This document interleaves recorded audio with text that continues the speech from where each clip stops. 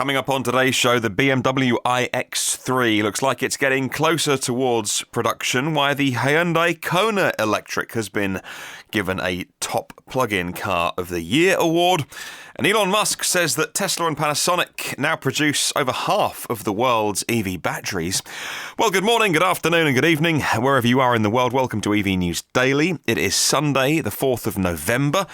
Hopefully you're having a fantastic weekend if you are listening to this as we publish this. It's Martyn Lee here, and I've been through every EV story that I can find today, so you don't have to. Thank you to myev.com for helping us make this show. That's where you can buy and sell and learn about, at least in North America, about electric cars. Nothing worse than going onto those used car platforms and they're just designed for fossil cars. All the little drop-down menus. How big a CC engine do you want? Rubbish. Check out myev.com instead. Designed from the ground up to buy and sell electric cars. Hello to another Patreon hero joining up in the last 24 hours. Hello to Richard Dewhurst, a new supporter of this podcast. Thank you, sir. Starting with a little anniversary date for your diary. It was today in 2008, rewind exactly 10 years, that Tesla secured a $40 million loan, and it was that which made them avoid bankruptcy. It's now a $59 billion company with a market capitalization that makes it the most valuable US car maker. Coming up at the end of today's show, we'll answer all of your questions. And boy, oh boy, were there a lot of answers this week to Question of the Week. And we'll be setting a brand new question. And I would love to get more of your feedback to this new question. We'll start with the news, though, and some big stories today that I want to just really quickly get through before we get onto your bit of the show and your emails. The BMW iX3 has been captured from all angles. These latest spy shots of the upcoming pure electric BMW iX3, they once gaping grille is now closed off as it should be, reports InsideEVs.com. As the Inside EVs spy photographer tells us, this time we see that development is moving forward as the prototype has the correct bumper and the correct grille under a really tiny bit of camouflage. It's the kind of skin-tight camouflage, so nothing too bulky here to actually disguise the shape. And why would you? It's a BMW X3, but with an electric powertrain. The most notable of the newest batch of photos is that the iX3 is seen from basically every angle imaginable and looks like a very regular SUV, you'll be pleased to hear. As a refresher, the iX3 concept showcased in Beijing. With a battery pack at the time of 70 kilowatt hours, that's enough juice for about 250 miles on the brand new WLTP test cycle. Based on BMW's 5th generation electric drive system, it's an SUV crossover, zero emission, 270 horsepower, and it took advantage of the latest fast charging capabilities to do a fill-up in half an hour, and that's normally, these days, and I can't say hand on heart this is exactly what they mean by the phrase fill-up. Mostly fill-up means 20 to 80%, because you don't really want to run your battery down past 20, but once your battery gets nice and empty, you can juice up quickly, and so 20 to 80 tends to be the fill-up number that they are quoting. A bit like the 0 to 60 number that everyone quotes. They're allowed a rolling start on that. No one realises that either. The car doesn't have to be an exact standstill. So there's all these little kind of, not tricks of the trade, because everyone appreciates that they know the rules of the game they're playing to, but I think that's what fill-up is tending to mean these days, 20 to 80%, or even 0 to 80% in some cases. Congratulations to Hyundai, and the Hyundai Kona Electric has been announced the top car plug-in car of the year by Stuff in New Zealand. Logic might dictate that the award goes to a plug-in hybrid, which gives a taste of pure EV, but keeps the combustion engine there whilst we enter this brave new world. But according to Stuff in New Zealand, whilst that might have happened had the Hyundai Kona Electric not come along and completely recalibrated the expectations of what a pure EV can offer. As car enthusiasts, they don't think that battery electric vehicles should be totally defined by range, but it's not an issue for the Kona Electric. It has an official distance to flat capacity of 486 kilometres. 400 kilometres perhaps in real-world driving, less than 300 miles in real-world driving. But, that's bladder capacity. If you've driven for 300 miles, you got to stop for your health and do something different. Well, if you've ever tried to get real-world range out of an EV, it can wildly differ according to the weather, the temperature, headwinds, hills, your style of driving. And either way, however you drive it, the Kona gets a lot of miles out of its 64 kilowatt-hour battery. To do any better, you're spending big money on a Tesla. I'll put a link to that Stuff article in the show notes if you want to read more. Elon Musk has been tweeting, and Tesla and Panasonic have proven to be quite the power couple of recent years. The Japanese electronics manufacturer is Tesla's sole battery supplier. They do have access to other stock, I think they've said, over the years. They don't have a single line of access to batteries, but pretty much Panasonic is where it's at for Tesla. It powers the S, the X, the 3, the power walls that sit in your garage or outside your house and store your home energy. On Friday, Elon Musk said on Twitter the partnership is currently responsible for 60% of the world's EV battery output. According to Inverse.com, he tweeted the figure in response to the Teslarati article, summarising Tesla's highly successful third-quarter earnings call, which revealed the company beat earning estimates and posted about $7 billion in revenue. Elon Musk took a victory lap by saying that his company isn't just making money, it's turning into a dominant player. Well, it has been dominant for a long time. I'll put a link to the Inverse article in the show notes. Interesting, though, we reported only yesterday on the podcast, maybe the day before, that Tesla has between 10 and 15%, probably 12 to 13% of the world's EV market at the moment. They are the world's biggest EV maker now. And yet they're making 60% of the batteries, which would indicate those in positions 2, 3, 4, 5, 6, 7, 8, 9, 10. A lot of Chinese makers, tiny batteries. The competition, like the Nissan Leaf, which has just been demoted a little bit, that has a smaller battery. So although Tesla only have a smaller percentage of the world's EVs on the roads, they come with some big batteries. Therefore, over half the world's EV batteries are coming out of Tesla. Final story, if you're listening in the US, actually if you're listening in Miami specifically, the Jaguar Electrifies experience. It's a tour they're doing around the country, a multi-city tour around the US. Going to be hitting Miami in November 8th to the 11th if you're listening in Miami, and you can make it down to Jaguar. They're doing that experience with the I-Pace. It's designed to engage, entertain and educate, they say, on the full Jaguar lineup and not just EVs. Well, the event series kicked off in San Francisco last month. After Miami, they're going to be heading to key US EV markets, particularly Los Angeles and New York, and all the way through to spring 2019 as well. And that's your news for today. Well, thank you very much to everyone who's answered this week's question of the week with myev.com. And the question was this: if you could put a rapid charger or a fast charger anywhere in your life, where would it be to make your life easiest? If I was paying for a charger, some EVSE, where would it go? And tell me why. We'll kick off with David. David Partington says, hello, Martin. For question of the week, I would choose a rapid charger, and rapid it should be, he says. A roadside 3 kilowatt pole doesn't make any sense for me. Outside our local school. There's been a couple of schools suggested, actually. We'll get onto those in a bit. Why, he says? Well, the charger could be adopted by the school, the kids, monitoring the EV charger's usage, studying how often it's used, and that would get the kids talking about EVs and families maybe even buying a second-hand one as a second car. And one of the reasons I think EVs have been slow to catch on, says David, is that affordable EVs like the Nissan Leaf and the Renault Zoe are just city cars. There's a gap in the uptake that not enough families have realised and would be a good school-run car. Thank you very much, David. Hello to Brian Weatherall. His suggestion for where I can write a cheque for his free EVSE. Anywhere in North Yorkshire, he says. Living in the North East, I feel like North Yorkshire is out of bounds. I can get in, but I can't get back out. Okay, if you've got any little not spots where you live. I'm sorry to hear that. Hello to Sergeant William Rennie.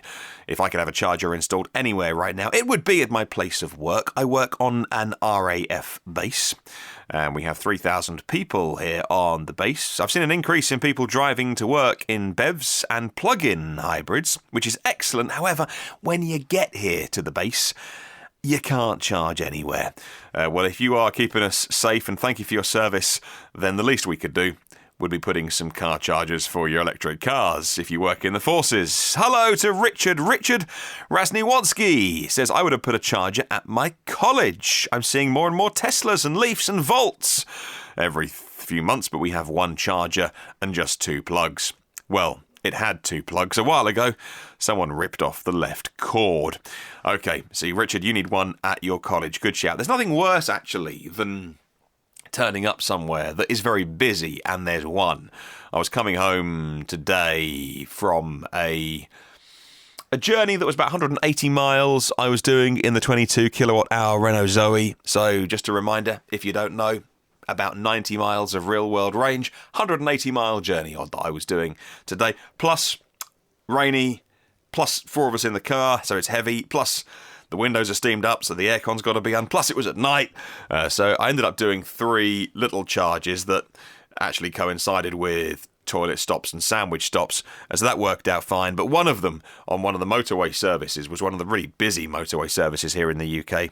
And it's one of the places where we've only got one charger. And it was free and it was fine. But I was looking at it thinking, actually, I've been to places that are as 10th as busy, and there's 6 in a row, and actually this is probably one place where one charger is just not enough.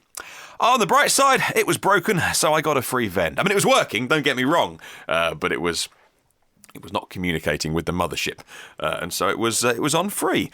Lovely. Right, let's move on then. Enough about me. Jack Oakley says, a great question of the week this week. I would put a DC fast charger at Dunkin Donuts. Here's a man on my level. My morning and afternoon stop is Dunkin Donuts. It's halfway on my 146-mile round-trip commute. I could stop for 15 and 20 minutes, grab my coffee and some much-needed EV miles. Yeah, a little top-up, a little boost, as some people say. A little bit of ABC, always be charging. Some ABC, whenever you stop, plug in and always be charging. Love it, Jack, love it. Hello to Ben. Ben Wood says, I would put a public charger in mid-Wales. It's a desert when it comes to public charging. There's nothing in Wales apart from a few along the motorways, the M4 down south around Cardiff and Swansea. Very few north. Thank you very much for that. Hello to Dave Dugdale. Where would you put your free public charger? If I was writing a cheque, he would put it in front of the house of Bob Lutz. Him of General Motors fame, and more recently going on any TV show that'll take him to talk down Tesla. Yeah, some of his predictions aren't coming true. They'll never ramp up the Model 3. Yeah, they did. They'll never make a profit. Yeah, they did. He says that he'd put a supercharger outside Bob's home just to remind him every day about how popular Tesla really is. Oh, Dave. Oh, Dave. Zing. Like it. Should be Zap, actually. Zap. Like it. Hello to John Mitchell. Where would I put my charger? In Barrow-in-Furness in Cumbria. Near the town centre would be good. There's not a single public charger anywhere here. And once they have some chargers, I can get an EV. Good luck, John. We can't wait. Joseph Gutierrez says, I found your podcast a couple of weeks ago, Googling the phrase EV podcast, and it's always fresh. Thank you very much, mate. I live in Seattle, and I'm fortunate enough to have tons of chargers around me, he says, and at home for my e-Golf. Travelling on long trips, though, having access to chargers near the highway. Typically, I know where the chargers are in my area. On the highway, it's less easy to say where they are going to be on the Plug Share app. And if I don't use that, I don't know where they are. Thank you very much to Joseph, who would put them perhaps at gas stations. Because you know where gas stations are. You know where you can pull in. Hello to Mark Gordy. Mark says, I would love to see a bank. He doesn't want to see rapid chargers. He wants to see a bank of 7 kilowatt charging posts in Southport, which is a major seaside resort here in the UK. The site I would have in mind is called Ocean Plaza. They have 300 vehicles in the car park, things like a hotel, a gym, restaurants, bowling alley and cinema complex, and he would put a bank of 7 kilowatt chargers there for people who are stopping for probably more than one or maybe a couple of hours for a meal or a gym session. That's just enough to get some juice into your EV. Dan Kennedy says, I would put mine on a rest area along the west coast of the USA. Other than Tesla, out-of-town charging is lacking, he says, on the west coast of the USA, and he's waiting for Electrify America. Andre Evans Ross says where he would put his free charger. He says, I believe that right now we only need level 1 charging at work because of the time we spend there. It would be more palatable for an employer to install some simple outlets rather than pay more for fast chargers. So where would he put one? Where he works, but it would only be a simple level 1 charger. I love that, Andre. Nice and cheap. You know what? I think the same as you. I totally agree. I would rather see... rapid chargers are so important for road trips.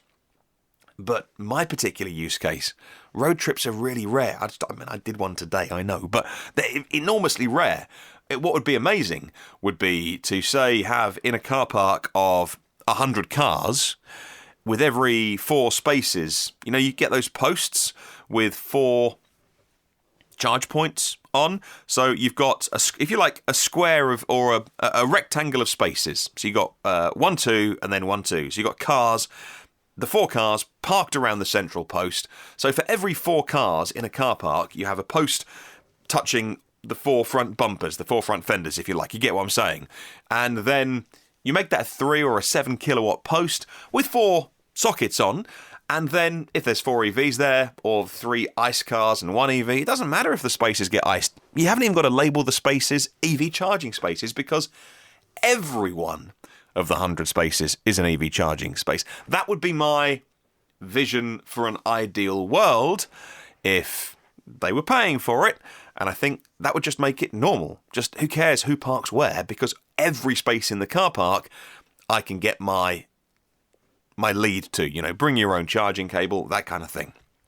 Hello to Mike.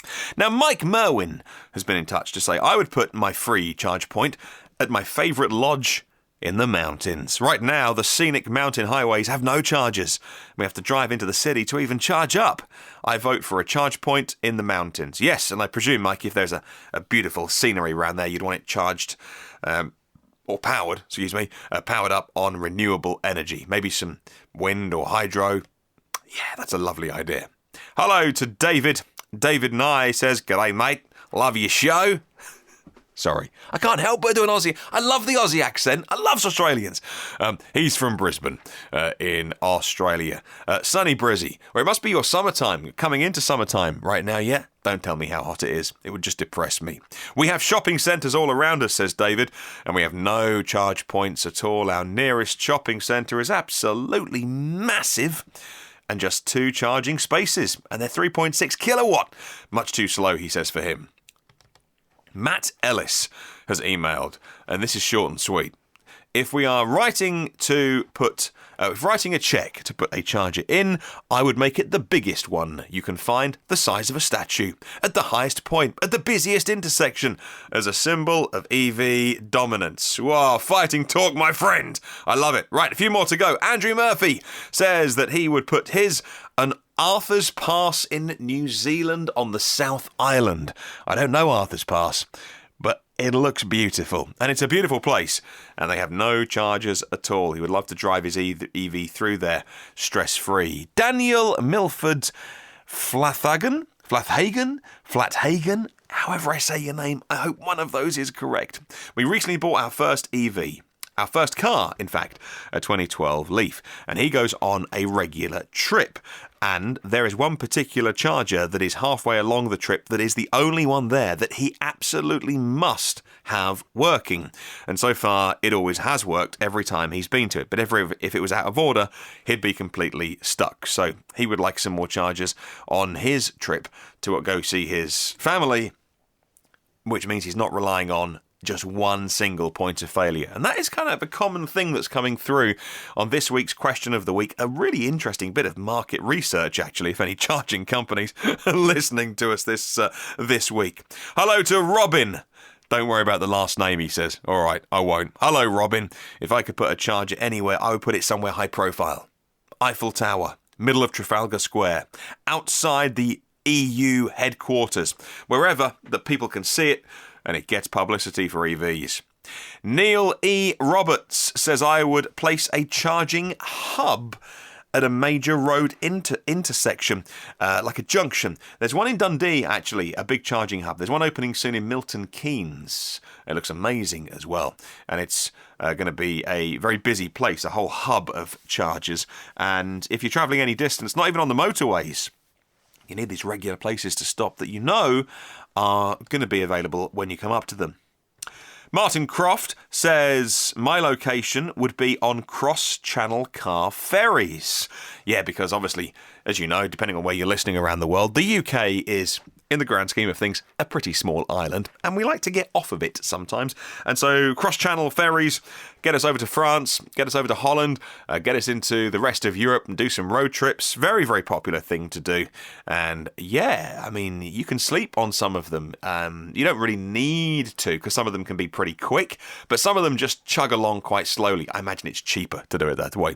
So you can get on at night, have a couple of hours kip, and then by the time you wake up, you're in France, you're in Holland, even going to Spain, actually, from where I live, and you can wake up, have a bit of brekkie, and your car is fully charged. Yes, absolutely, especially if those big cross-channel ferries start to get converted to more zero-emission methods of propulsion. Maybe hydrogen on big boats and things like that. Maybe some big battery banks. Hello to Mark Garnett. I would install my free charger at a taxi rank, for instance, in Worcester. Only used by taxis, and I've not seen a single EV in the taxi fleet here, he says. And he would like to, because the smell from the pollution and ticking over taxis is so bad as they're waiting for the next customer. I love that, Mark. Thank you very much for that suggestion. Right, 7 more to go. Ron, who even spelt out how to say his surname. It's Ron Kerensky, because last week on the Sunday I was saying, where do I put the stress in your name? And so he helped me out with this week's email. Ron Kerensky. I stressed the middle bit. He says, where would you put the free charger? He says, again, at high schools. It would help teachers who are maybe, earning a little bit less money than some people, but doing a very, very important job. They're buying lower range EVs, and you could probably even get some funding to put solar panels on the roof of the schools to produce energy for the car charger, and then weekend uses when the kids aren't in school for people travelling through the area, and again, charging on renewable energy. Bjorn has emailed me and says, not necessarily a daily place, but hey, if you're paying, and yeah, hypothetically, I would be paying for this charger, I would put one at some popular spots. He says Mount Rainier, Sunrise, or Paradise here in the state. It looks like they're like 2,000 and 1,600 metres above sea level, and looks like an amazing place. No ice sounds would be nice, he says. Yeah, lots of EVs, and we'll put a charger in for you. So, hello to Alan. Alan Boothby says the best place for a rapid charger is a supermarket, in his opinion. I believe supermarkets, says Alan Boothby, are the most popular types of retail outlets. They have the advantages of other types of venue as well. So loads of car parking spaces at those big supermarkets and hypermarkets. Really simple to add more chargers, he says. They have 3-phase electrical supply already, which can be pushed into the cars. And they have facilities for the drivers whilst your car charges at those big supermarkets as well. Yeah, I mean, if you're doing a 45-minute shop, then a rapid charger is a brilliant idea. My worry, Alan, with that is that some people spend longer. And my worry with rapids is leaving them. And so kind of leave your car on a rapid but go quickly, but then come back. And once you've juiced up to what you need, if there are other people queuing, then that's always nice to say, hey, do you want to jump in? Because I've got what I need. If there's no one else queuing up, then, stay on it if you need to. But, yeah, I know what you mean. 4 more. Justin has emailed me this week with our question of the week. And Justin Cockett says, if we're talking high-power DC chargers, put them at substations. He says, reduce the losses in terms of the cables. For AC chargers, though, he says, at the office car park for him. Good one, Justin. Brian C. says, I would put my free charging station at the Fort Lewis Commissary, the grocery store in Washington State, USA. Because it's a federal installation, there are rules against using federal money to install EV chargers or charging electric vehicles from them as well. But he doesn't know any more details about that. He says it seems like a conflicting standard to me. So he would put them there so you can charge your car whilst you relax in the food court, at the base exchange, or whilst waiting in the hospital as well. Brilliant. Brian, a Washington State resident, thank you. 2 more. Tim James says, where will I put mine? He would put his, by the way, in Western Australia. He says, like the halo effect of hypercars for city people, getting a path for off-road vehicles and overland vehicles will quash the arguments about not being useful for rural consumers, because, of course, EVs are useful for many people who think they aren't for them. The above represents highly remote communities in Western Australia. The example he's given is Wiluna, W-I-L-U-N-A, and he says that if you use sustainable energy for the local community, has an added benefit of being able to charge a premium for something that is essentially free once the solar panels are installed, and then tourists can drive through the area, or anyone can use the area and charge up on renewables. Hi to Darren, who is last but certainly not least this week, just in the order that I was doing it this week. Howdy, says Darren, from the great state of Texas. I would love my EV charger in the employee lot of Dallas-Fort Worth Airport. I live in an oil-burning Texas state, but I drive a smart electric to work. The other cars at my house are a Model X 60D and a Model 3 Performance. Wow. Nice, you lucky so-and-so. I'm a bit of an outlier, says Darren. I had to lease the Smart from the only dealership in Texas a few hundred miles away in Houston and get it trucked up to me. As a pilot, my car sits for 2 to 4 days at a time. It would be perfect for level 1 charging. Yeah, he says, sadly for him, only a handful of level 2 chargers. I know what you mean about airport long stays. It does seem like one of those places where just a simple plug socket, if you're doing an airport long stay, even an airport short stay even, I don't know, maybe for like a couple of hours. What's a short stay at your local airport? Is it 15 minutes? Is it like a 5-minute drop-off? I don't mean that. I mean, even just a row of normal plug sockets for so many people, if they're going to be going away for a business trip for a day or 2, and you don't mind leaving it plugged in after you're fully juiced up, you haven't got to get off it. But if there's 100 plugs in a row, like I say, I think scale. The more I think about it, the more I think scale of cheap chargers. The rapid thing will work itself out. The big car manufacturers have got these big networks like Ionity. There's the Fastned network over here. Electrify America is going to be amazing. And, of course, Tesla superchargers. I think anything from 100 kilowatts and above, that's sorted. I mean, it's not sorted, but it's going to be sorted. I think there's so many smart people working on that solution for road trips. I'm no longer worried about that. I think what's next is how do we put them everywhere. Nice problem to have.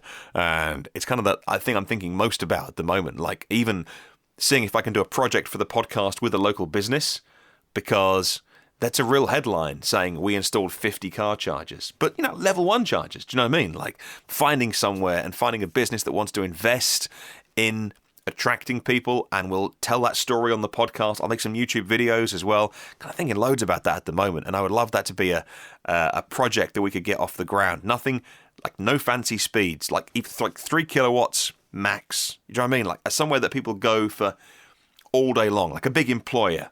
Anyway, it's the kind of stuff that keeps me awake at night. It really shouldn't do. Thank you very much to everybody who answered this week's question of the week. I really appreciate it. I'm sorry I didn't get to everybody. It's already almost half an hour on the podcast, and I really appreciate your time listening because I know you're busy. So I never want to take up more time than we really have to. Ready for a new question? We'll answer next week on Sunday, as always, with this question. Thanks to myev.com, who set our question of the week every week. It's this.